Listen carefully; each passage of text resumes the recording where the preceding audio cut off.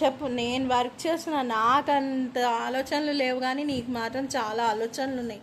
ఏం నీ బాధ ఏంటి? ఏం ఆలోచిస్తున్నావురా?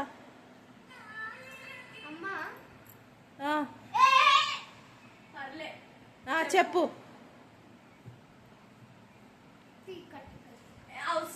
అవసరం లేదు, చెప్పి న్యాచురల్.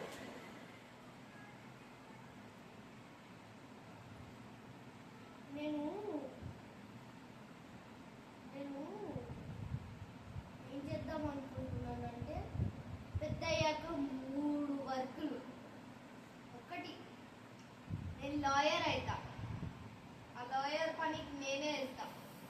నెక్స్ట్ హోటల్, పెద్ద గ్రాండ్ హోటల్ కట్టించి నా అసిస్టెంట్ ని అక్కడ కూర్చోబెడతా. అసిస్టెంట్ ఎందుకు? నేను ఉన్నాను కదా, నేను కూర్చుంటాను. అసిస్టెంట్ అంటే నేను పనికిరానా? కాదు, నువ్వు ఏంటి ఇంట్లో ఉండి ఏంటి నా ఏంటి కార్స్ ఉన్నాయి కదా, అవి డ్రైవ్ చేస్తా ఉంటావు. కార్లు నీ పెళ్ళాం చేత పనులు చేపిస్తా. నెక్స్ట్ హోటల్లో ఫోన్ పే పెట్టి అన్ని డబ్బులు నాకే వస్తాయి. తర్వాత ఆ డబ్బులు క్యాష్ అయితే ఉందో, ఆ హోటల్లో అసిస్టెంట్ కూర్చున్నాడు కదా, క్యాష్ ఇస్తే వాడికి శాలరీ. 2 పనులు అయిపోయాయి. ఇంకొక పని మిగిలింది.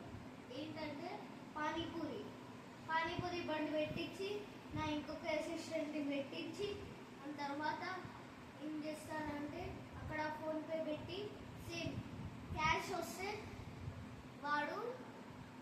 వాడికి శాలరీ. అంతే. అంటే ఫోన్ పేలో నువ్వు ఫోన్ పే పెడతావు, ఫోన్ పేలో చాలా మంది పే చేస్తారు కాబట్టి అన్ని వీడికే. క్యాష్ అంటే తక్కువ మంది వస్తారు కదా, ఆ శాలరీ వాడతారు ఆ అసిస్టెంట్స్ అనమాట. ఎంత